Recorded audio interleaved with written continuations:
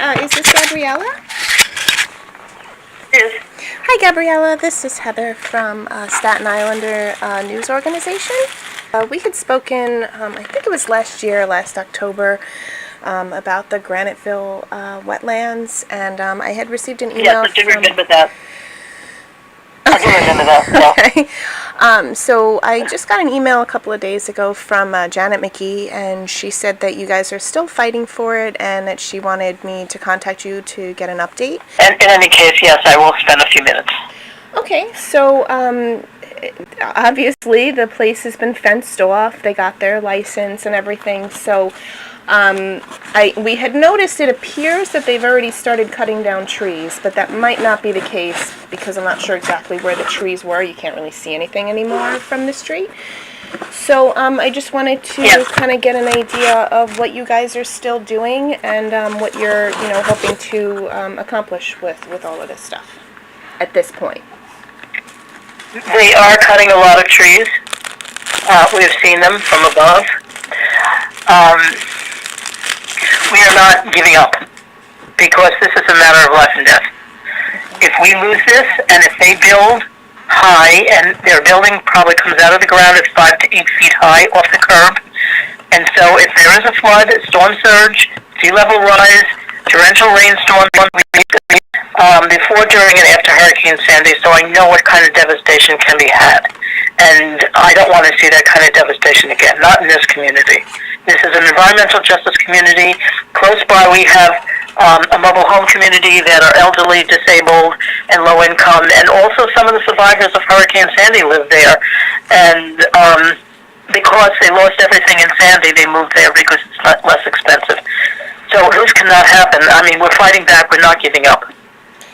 Okay, so is it, are you fighting back with like a lawsuit, or are you doing like demonstrations, or what is it that you guys are actually doing at this point? We have been in court for 2 years. Yes. The courts have not allowed us to present the merits of the case. They have kept us busy with what we might call technicalities. Okay. And so we have not been able to present the merits of the case. We filed an injunction in March. It came back, this is July, probably the end of June, that they rejected the injunction, which was meant to stop the work. So we're still proceeding because we have an appeal there which will not stop the work. And that's part of the technicality that we're fighting. If we can,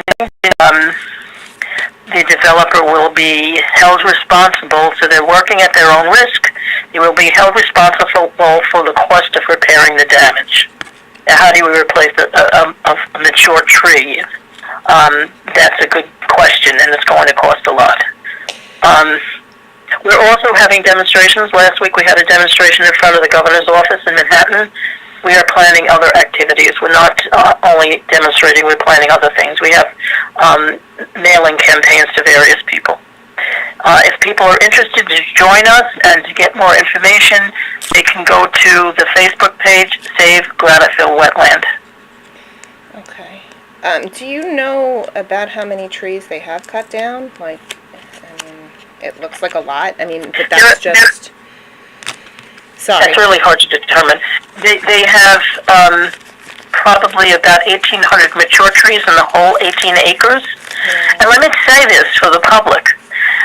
One mature tree, will absorb 100 gallons of water per day and evaporate it. 1,800 trees will absorb 180,000 gallons of water per day.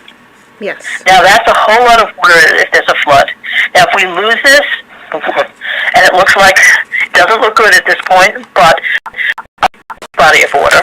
We have Arthur Hill very close, it's another big body of water, and if they're building up high, the water is going to go around them and into the community. And plus we've had torrential rains. The torrential rains fall on these buildings and on the hill that they create, and it's going to go into the community. In addition to which, Lisk Avenue used to be a creek, and it was piped, and it's going emptying into the wetland. There is another I think it was called the Willowbrook Stream, that goes under some of the houses around here, and that also empties into the wetland. What's going to happen when the wetland is no longer there, and there's a hill there instead? Where's that water going to go? All of that water, from all of the things that I've mentioned, we're going to be flooded. In addition to which, we're supposed to be fighting climate change, and we have evidence, tremendous evidence of climate change right now. And we're supposed to be fighting it, and yet we're cutting down 1,800 trees which sequester carbon. Yeah. So the carbon in the atmosphere is going to increase. In addition to which, we have in this environmental justice community, we have a ton of toxins coming into here. We're right against the Staten Island Expressway. We have the Newark Airport right close by, and the planes go overhead, and the prevailing winds are in this direction. And then we have the chemical refineries, the fossil fuel refineries, and in this direction. So we'll be sicker. We will be flooded. We'll be producing more carbon. It's insane. It's just insane. The people around here have a high incidence of asthma, COPD, cancer, and other things, and it's going to increase COVID too, because we're exposed to so much toxic material. It's really insane. So, if we were serious about climate change, we wouldn't be doing this. But I don't think the government is serious about climate change. No, it doesn't. So, I guess the question that the public would have is, what can they do? Is there anything they can do to help aside from going to demonstrations? Yes, and it's probably on that Facebook page also. We have created a pledge to not shop at BJs, and we want to send it to. Well, they can get more information if they go to that Facebook page. The pledge they can sign to not shop at BJs and mean it, because we have to hit them in the pocketbook. Right, but so once the BJs is built, then they would be boycotting it. Is that letter going to be sent to BJs in the hope of getting them to stop this development and if they pull out, it's going to be a long time before they find someone else. And what's interesting is that the developer contracted with BJs in 2011, many years before they had any kind of a permit. That's how sure they were of this happening. Right. Okay, so basically the legal battle isn't over, but they are cutting it anyway because you weren't able to get, and that was on the state level, right? That you guys are suing them? Yes, we're suing DEC. Okay. For their Department of Environmental Conservation. Isn't that interesting? They approved this. Now, the other thing that I think upset a lot of people too is that you had I think, what was it, 2,000 signatures or something like that to stop them from doing this, and 2,000 signatures was not enough to warrant a public hearing. So it's kind of like got to be frustrating for people.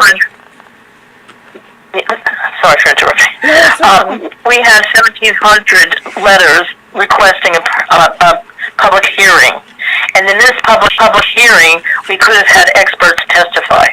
Right. But also among those 1,700 letters, we had letters from environmental organizations. We had letters from some of the people, and all of that was deemed not warranted.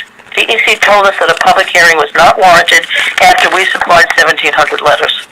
Right, which I don't know if you had seen the article that I wrote, but there's only 5,000 something residents in Graniteville, so that was about a third of them who sent letters. Like if you count them one for one, like residents to numbers of letters. I know some of the letters did come from outside of the neighborhood, but it seems. Well, it seems kind of insane that, like, how many would have been necessary? They don't actually have to disclose that to you, like how many. It's supposed to be a reasonable number. It's supposed to be a reasonable number, and they don't define what reasonable is. Yes, we had outside people because Staten Island is under attack by the developers. There's no other land that's available in most of the boroughs and in most of the areas of the boroughs. Staten Island is the only borough left that has some land, and it's generally sensitive land, like wetlands. And I saw a cemetery being pushed back and a building put on it. We were building on beaches. We're building in wetlands where we never built before. Right. But developers are hungry, so they're building in places like that. And so this is a danger to everybody on Staten Island. Everybody is vulnerable. And the North Shore is all environmental justice. There are 21 toxic sites on the North Shore. And it's mostly black and brown people in Graniteville. It's 60 to 70% black and brown. And that's true of most of the North Shore. And these things are under attack in the North Shore. Right. We're under attack in the North Shore. And I noticed that while you guys were fighting, everybody in Staten Island.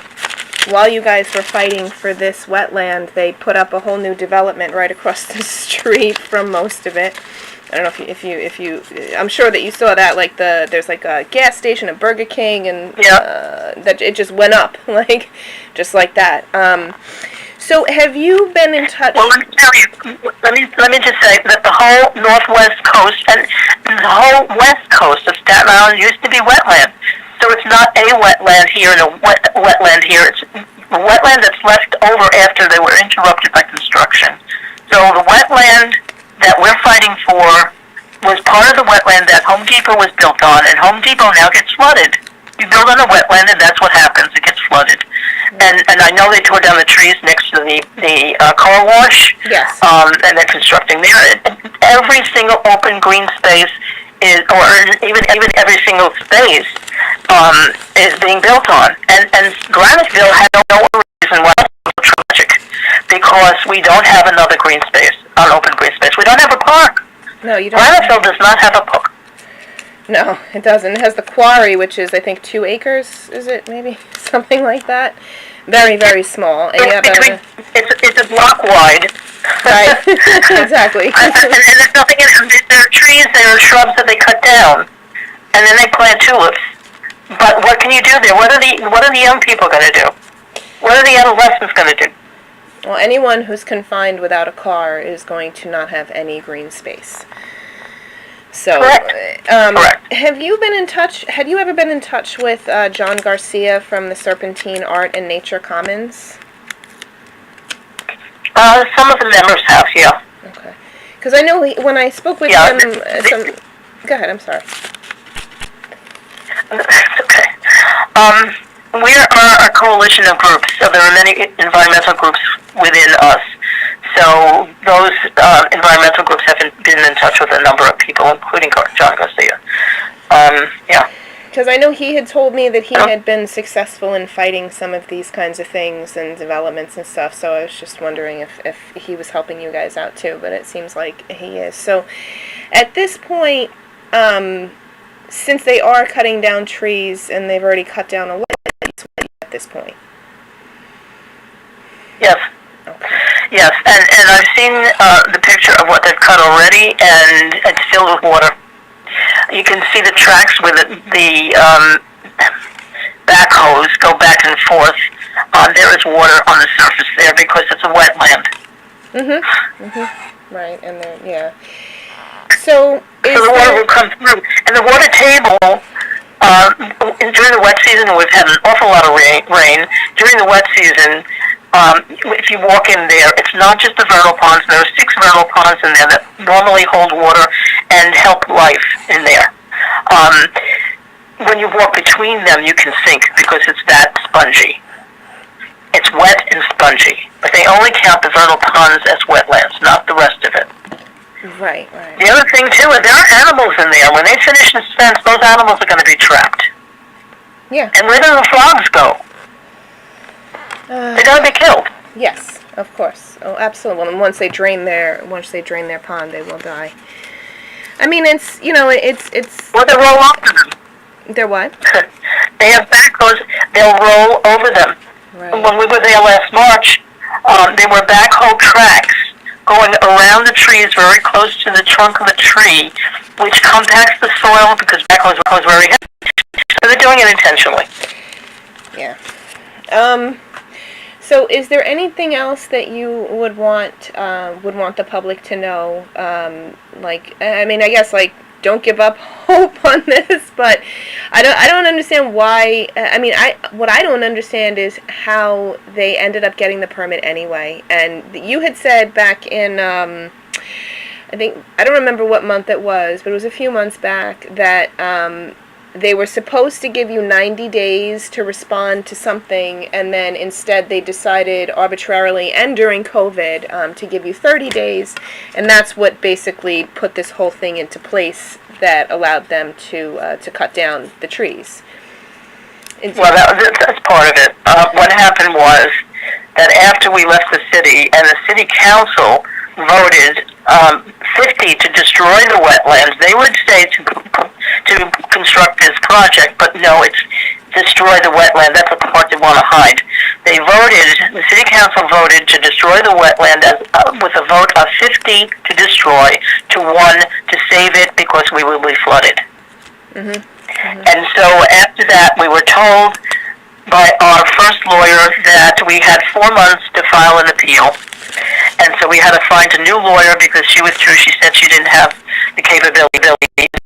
By the time we did, and we were members of a group called Higher Ground coming out of the Anthropocene Alliance, which is located in Florida. So we have members, we have people, friends all over the country, not just in Staten Island, all over the country. And so they helped us find a lawyer up here. And so our current lawyer, by the time I, turned over the documents and he reviewed them and put together the case and filed a few days before the deadline, or so we thought. The deadline was actually, when they finally found out that the deadline, that in some cases, and why this one is a case, I don't know, in some cases, the DEC has a statute of limitations of 30 days. 30 days. Right. So we would have had to file, I think, in November of last year, right? 19 probably. No, it wasn't 20 because it was, I think it was 19. Oh, okay. Yes, it was 19 because then the developer got involved in the case and filed immediately to terminate the case because we didn't file on time. Right. And they were. That was one issue, and but they said this is another issue, and this is what our appeal is about right now. They said because we're also suing DEC because not only the public hearing, but they are supposed to do their own environmental impact statement, and they did not. So we're suing on that basis too. The response to that was the court found in the favor of the developer because we filed late, but they found in our favor about the public hearing and about the environmental impact statement. And they said, but we should have complained in 2017. 17? Why in 2017? Yeah. That was when this all first started and nobody knew about it. Yeah, you got me. I have no idea. And that's what our appeal is about currently. Okay. So when is your next appeal hearing? That I couldn't tell you. I'm not sure at that point. And I'm going to leave soon, so... Sure. One of the things that I would like to leave the public with is that we're not giving up. This is going to be a tragedy, just as Midland Beach was, and the South Shore of Staten Island, where 24-plus people died. Half of the people that died in New York City died in Staten Island during Hurricane Sandy. And I could go on forever, but I won't with this. And so please check the Facebook page, Save Graniteville Wetland. So at this point, when you said last week, I think you said that you went to the governor's office. Was that where you were yes, protesting? Okay. In Manhattan. Yeah. What and is there? Did that do anything? Did the governor ask for a meeting with you guys after that, or is he did that help him to become aware of this? Does it seem like he's going to be on your side in this matter, or that nothing is happening? No, he's not. Oh, he's not. He's okay. not. Okay. We've contacted the governor over the last 4 years. I've been working on this for 4 years. We've contacted him before, no response. The only way you can contact him, the only email that you can find is through a website, and somebody else looks at it and they probably don't even pass it on. So the governor is pro-development, and the mayor is certainly pro-development, and that's what happens. And is we demonstrated to call him out, basically, not even to ask. We're not asking any longer, we're demanding. Because this is dangerous. Is Otto also pro-development, the borough president that we have here? He is as well. Yes, okay. He's also, yes, and he wouldn't meet with us. He wouldn't meet with you either, okay. So there's, all right. Okay, so it seems like, so what is your next step is basically on your Facebook page, or you're kind of like a couple of campaigns. We have a couple of campaigns which I would rather not mention over this venue. So go to Save Graniteville Wetland Facebook page, and you'll find out what we're doing. Okay. All right, well, I appreciate your taking the time to speak with me about this, and I really hope that, and whatever happened with the turtles? There was nothing that ever happened with the turtles? They weren't required to set more traps, or to have someone other than themselves set traps, or anything like that? DEC allowed the developer to look for the turtle, that which was not in his interest to find. So guess what? He didn't find it. Well, I mean, the other question is, if you were to find it or hire a private somebody who does that kind of thing, like, or the U.S. Fish and Wildlife Service was to get involved and put a trap in or something like that, is that an option where you would be able to yourselves find the turtle? It's very difficult. We had a volunteer from the Turtle Conservancy who came about 2 years ago, and the DEC told the developer that he could look the end of May, the beginning of all through June. And when the turtle expert became second about 2 years ago. And he said it was already too late. The turtle has already come out of hibernation. It's a very small turtle. It's only about 3 or 4 inches, and it burrows underground, under the frost line, and stays there over the winter. And that means it goes about 3-4 feet down. And when it comes out of hibernation, it scatters. So it's really difficult. And he said, the turtle expert said that it was already too late, and the developer, we met with him on the site on June 2nd a couple of years ago, and the developer had people looking the following day. So it was June, it was not May, it was June, and the second viewing, or the second time they looked for it was the end of June. The end of June. And the pictures that I have seen do not indicate a witness. They do not indicate the workers setting the traps, nothing like that. Nothing like that. So I have a lot of questions. In fact, we spoke to one of our electeds who said this is a conflict of interest to allow the developer to find something that's not in his interest to find. And he said he would bring it up in the state. And as far as I know, nothing has happened. So, so I guess the question that I had, so if it had been April when the turtle expert had come, well, we would have had to prove it. I don't know if it would have made a difference because everything has been brushed. And sometimes the waters were parted and the developer walked through. Mm-hmm. And I gotta go. Okay. All right. Well, Save Graniteville Wetlands Facebook page. Okay. I will definitely, I definitely appreciate your taking the time to speak with us, and hopefully it does work out, but, you know, hopefully you don't cut down any more trees. Well, we've cut down a lot already, yeah. Hopefully they won't. Okay. And let me know when it comes on. I will do that, no problem. I think, I don't know if I still have your email, so if you want to just contact us through the website, or if you want to send me an email at ourisland@statenislander.org, just to remind me of your email, because I know I have Janet McGee's. I don't know if I have yours anymore. And then I can send you the link when it does post. 1 second, let me write that down. Okay. Or I can give you mine and you can contact me that way and we can exchange thoughts. Is that better? Or no?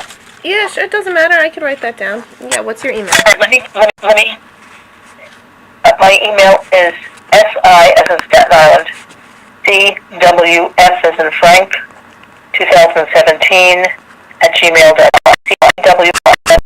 2017@gmail.com. Let me have your contact information too. Sure. So it's Our Island, OURISLAND, at StatenIslander.org. At Staten Island? StatenIslander.org. Spelled out? Yes. Oh, so Our Island at Staten Island. Staten Islander. Yes. .org. Yes. And we had actually published two articles, or possibly three, about this this issue, and we also tried to get some community response. We had people, giving out cards with the link and everything. We got one person had responded, but he already was somebody that he was already in touch with you as well, and so.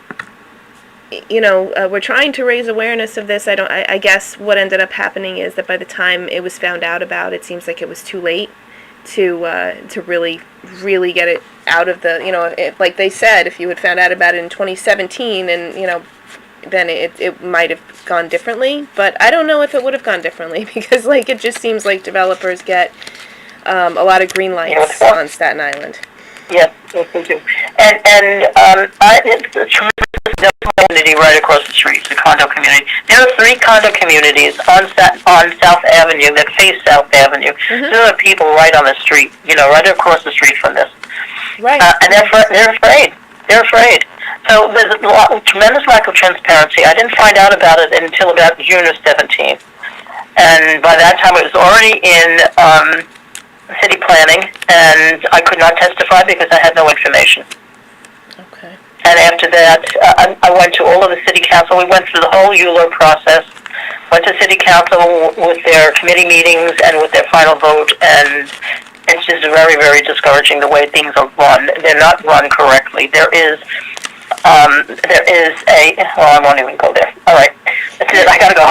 Okay. It was good to speak with you again, Gabriella. And do let us know if you guys have anything else planned, because I did not hear about the protests that you guys had until after they had happened. So if you can keep us in the loop and kind of send us information about when you're doing things, that would be much appreciated. Okay. Very good. Thank you. Have a great day. All right. Thank you. You too, Heather. All right. Bye-bye.